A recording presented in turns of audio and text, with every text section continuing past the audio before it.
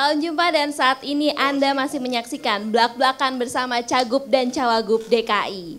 Tadi di segmen sebelumnya kita sudah menyaksikan bagaimana Cagup dan Cawagup DKI Jakarta nomor urut 3, Anies Baswedan dan Sandiaga Uno menjawab pertanyaan dengan dipandu pembawa acara yang merupakan pedagang asli Betawi dan juga pedagang yang merupakan pendatang dari Madura. Dan tadi udah seru banget sesinya gitu ya dengan spontan dan Mas Anies dan Bang Sandi juga sudah memberikan solusi-solusi untuk para pedagang itu. Nah di segmen yang sekarang ini Mas Anies dan Bang Sandi saya akan memanggilkan host yang berikutnya lagi. Siapa kira-kira nih mau menduga-duga atau langsung saya panggil aja ya. Ini mereka adalah teman-teman kita yang memang besar di jalanan. Selama ini mereka sudah aktif menjadi relawan dan juga ada juga yang aktif sebagai musisi. Yang pertama ini adalah dia sudah mencari nafkah di jalanan sejak tahun 96 hingga saat ini dan dia juga pernah masuk panti sosial, kemudian sekarang aktif sebagai relawan di komunitas Sanggar Anak Harapan yang memang konsentrasinya sekarang adalah untuk membina anak-anak jalanan. Kita sambut, ini dia Desboy.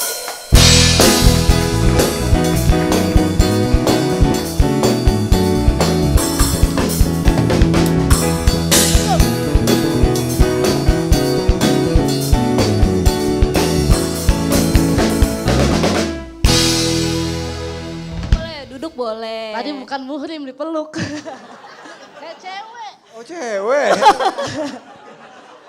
Gak apa-apa ganteng. Astagfirullahaladzim. Gak apa-apa ganteng. Ini ada. ada. Iya, ada anting-antingnya 2 tuh. Iya, dia kelihatan cewek. Oh gitu. Oke. Untung langsung ngaku bang. Namanya boy belakangnya pikir. Depannya Des. Kalau perempuan kan Des girl mestinya. Nah, Desboy nggak sendirian ya? Iya dong, sama sahabat saya kayak Pak ini tadi sama istri saya gitu. Oh gitu. Mau ditemenin sama sahabatnya, ini sahabatnya Desboy ini memang sudah rekan seperjuangan dan sudah turun di jalan sejak tahun 2001 dan sekarang sukses main musik perkusi sampai ke negara-negara lain, bukan cuma di Indonesia saja. Kita sambut, ini dia Kaunang.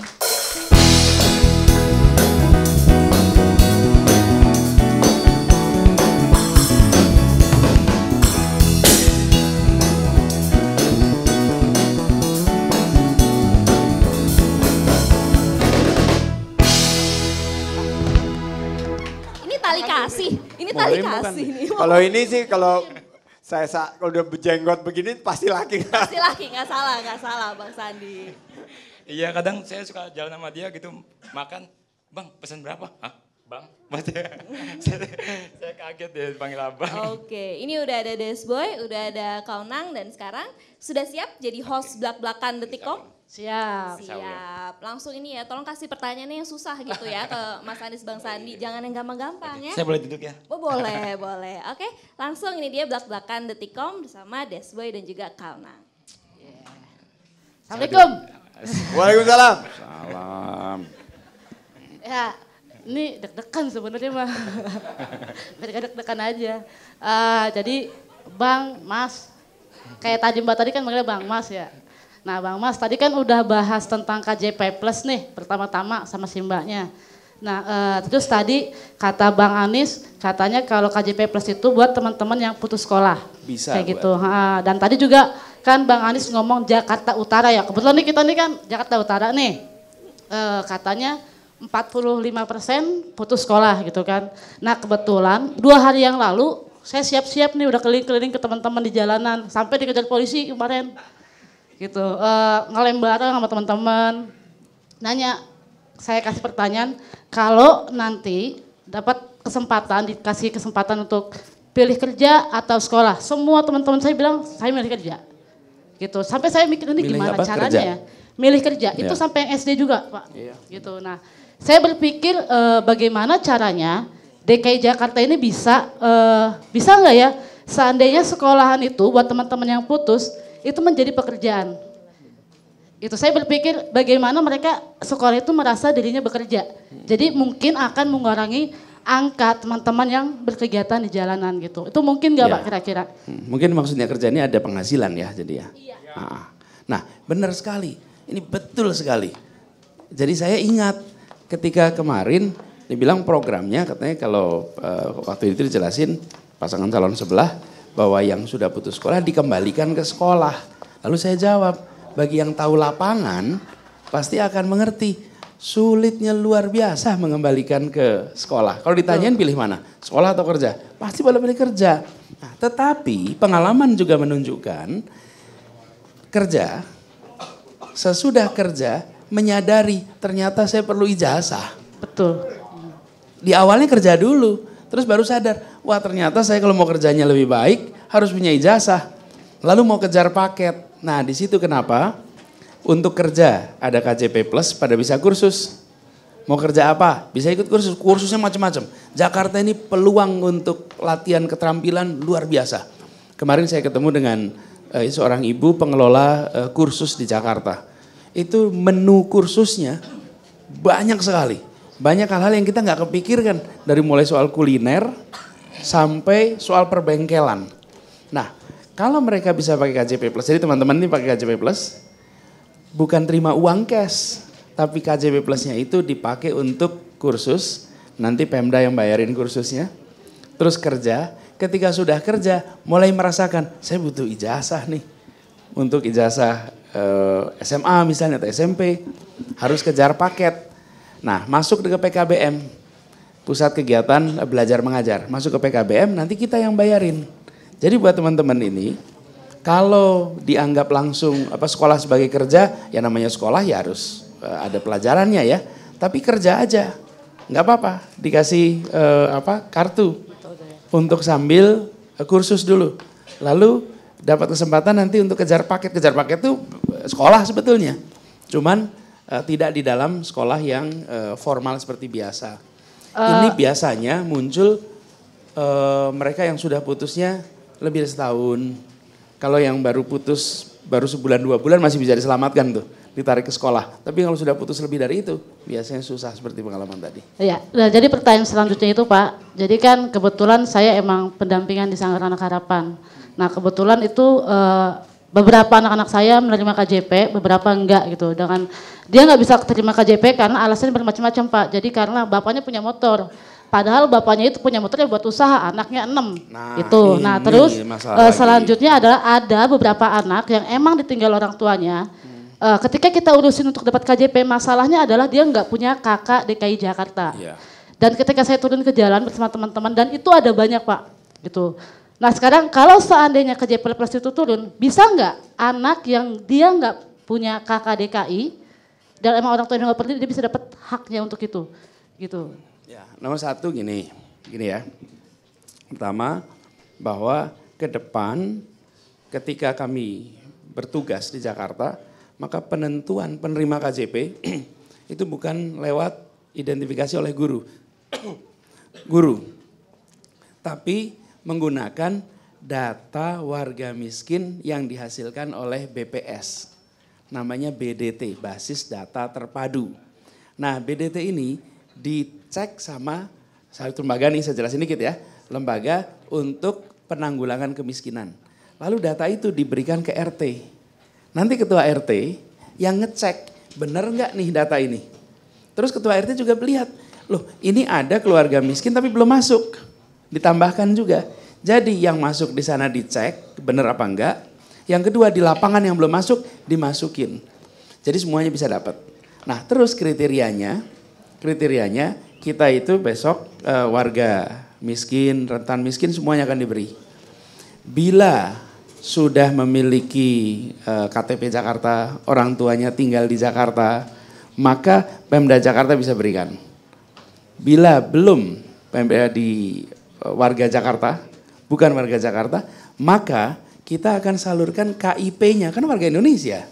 Karena itu kenapa besok itu pengelolaan KIP dan KJP di Jakarta diintegrasikan, karena di Jakarta ini banyak warga juga yang berada di sini.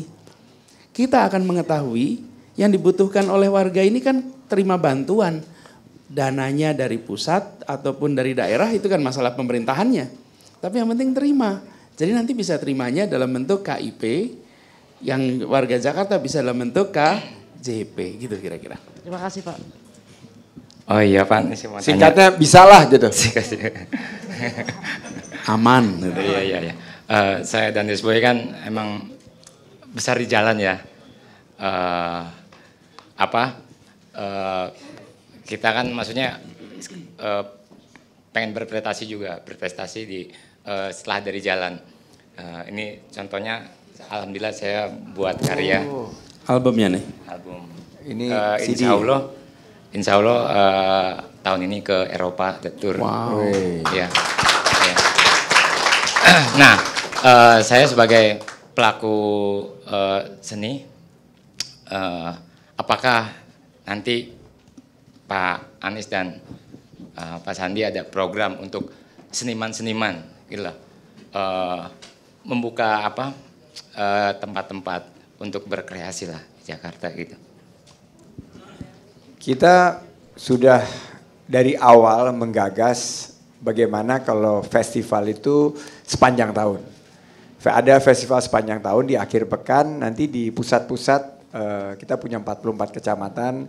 Sekarang kan ada yang suka didengar Festival Kemang, Festival Condet, kemarin juga ada Festival Cipayung. Nanti kita akan tingkatkan ruang untuk para pegiat seni, para seniman untuk berkreasi. Nah ini akan menjadi bukan hanya, kalau saya kan ngelihatnya dari bagaimana bisa menciptakan lapangan kerja ya buat para pekerja-pekerja seni ini, dan kita harapkan inspirasi-inspirasi seperti ini nih yang Mas Unang sampaikan, udah keliling dunia karena main perkusi ya, bisa dihasilkan dari sebuah keniscayaan atau kenyataan bahwa masih banyak street kids ya, anak-anak jalanan yang ada, kalau nggak salah ada 7.600 lebih di Jakarta, dan itu merupakan konsentrasi terbanyak di Indonesia sekarang. Itu ada di Jakarta. Saya pernah punya kerjasama dengan sebuah organisasi namanya The Learning Farm. Bagaimana teman-teman ini diajar untuk bertani organic farm. Jadi sebuah pertanian dalam kota yang sistemnya organik bisa diajarkan sehingga mereka yang ada di jalanan itu bisa juga menjadi petani perkotaan yang produktif. Karena sekarang ini kan apa-apa mahal, cabai mahal, bawang merah mahal. Tapi kalau kita ajarkan mereka itu bisa punya. Apalagi yang punya seni, kita akan buka ruang kreasi seni ini, kita cari kolaborasinya bukan hanya dengan dunia usaha yang punya mall, tapi juga di tempat-tempat Pemprov. Itu nanti setiap akhir pekan kita akan buka agar giatkan kegiatan seni yang bisa kita lakukan tiap minggu sepanjang tahun. Kayaknya ini pertanyaannya ini Bang mengenai panti sosial Bang. Oh, iya. Ya mungkin kan juga teman-teman sih sering lihat ya nonton TV, teman-teman balap-balapan kejar-kejaran sama Pol PP gitu kan. Sementara pemerintah selalu berkuar-kuar, kita sudah menyiapkan panti sosial. Nah kalau panti sosial ini kan berarti memang kita benar-benar dilakukan seperti manusia ya, tapi kan pada kenyataan yang terjadi dalam sana ternyata nggak manusiawi sekali gitu loh perlakuannya. Nah sekarang kita udah terbukti kenapa kita nggak bilang manusiawi, itu bukan panti sosial tapi kita bilang itu pantisial gitu. Iya kenyataannya kan di berita juga teman-teman lihat ya. Teman-teman bilangnya gitu ya di lapangan gitu ya. Iya kalau emang panti sosial itu enak buat teman-teman di jalanan, kenapa mesti lari? Gue nyerahin diri aja gitu kan, tangkap gue dong gitu, lama lari gitu. Kalau emang enak Pak, karena saya ngerasain sendiri.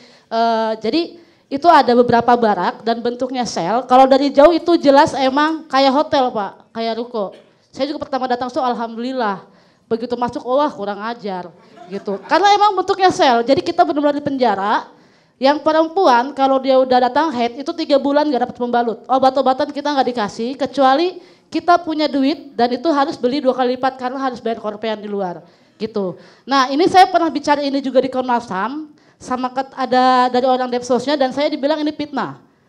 Ya saya demi Allah itu terjadi gitu dan teman-teman sekarang juga masih mengalami adanya pelecehan seksual yang disodomi, pemukulan, kekerasan gitu. Walaupun kadang pelakunya bukan sipil tapi teman-teman yang lama berasa dia jadi kepala kamar atau preman di situ gitu. Nah kalau seandainya nih Bapak yang terpilih, kira-kira ada nggak sih perubahan kebijakan dan kira-kira teman-teman di jalanan ini dilibatkan nggak buat mengambil Kalau keputusan ini tentang sih, panti gini. sosial gitu loh. Kalau ini sih, Karena Bu, bentar ya. Pak, karena kan ini kan menyangkut teman-teman di jalan gitu.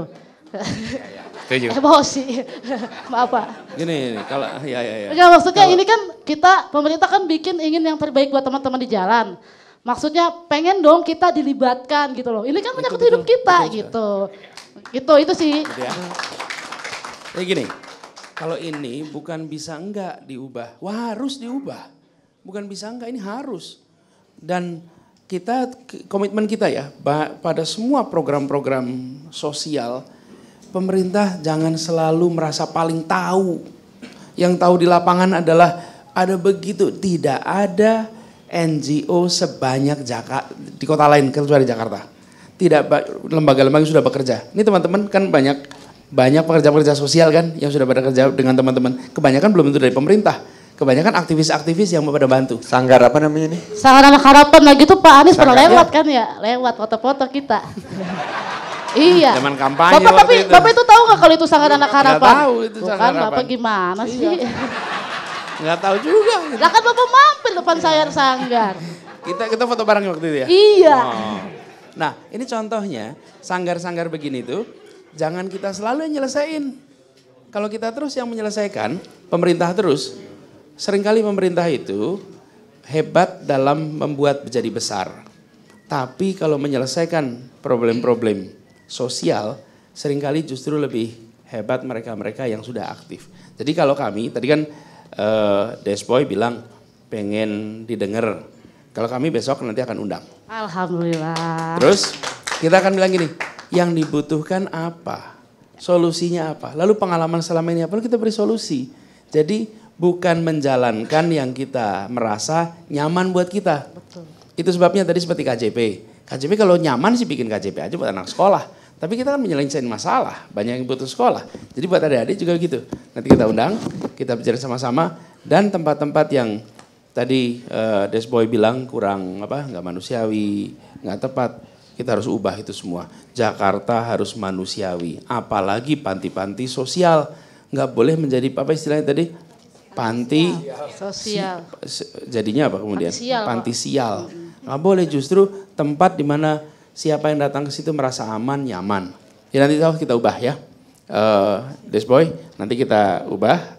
Kita ngobrol sama-sama. Iya, Dan iya. kita jadikan pengalaman teman-teman sebagai solusi untuk masalah anak-anak di jalanan di Jakarta. Boy, ini kayaknya ada yang mau lewat nih. Oh iya, tapi itu dulu. Pak, saya punya kenang-kenangan nih dari teman-teman di jalanan. Iya. Nah, sebenarnya juga kita udah pernah kasih Pak Anies sih, tapi kayaknya nggak kebaca kemarin. Nyempil kali ya Pak. Nah ini juga teman-teman lagi sibuk bikin rumah belajar Pak di Jakarta Utara. Gitu. Nah kita belum legalitas, jadi kita independen sama teman-teman sahabat Sanggar. Gitu, mungkin nanti bisa dipajang. Gitu. Pendidikan, apa nih maksudnya nih? Pendidikan tidak menjadi jaminan. Aha. Panjang Pak kalau jelasin tapi udah mau iklan. Gitu. Yaudah. Nanti Bapak gampang undang saya nanti. ke rumah Bapak Siap. aja ya. Nanti kita ngobrol ya. Kita bisa WA-WA-an. Oke. Ini host kita hebat nih. Kita beri tepuk tangan buat mereka berdua ya. Terima kasih. Bapak nggak mau pelukan lagi? Oh, silakan. Nanti rumah belajarnya kita kolaborasi, kita bantu. Kita tunggu Pak.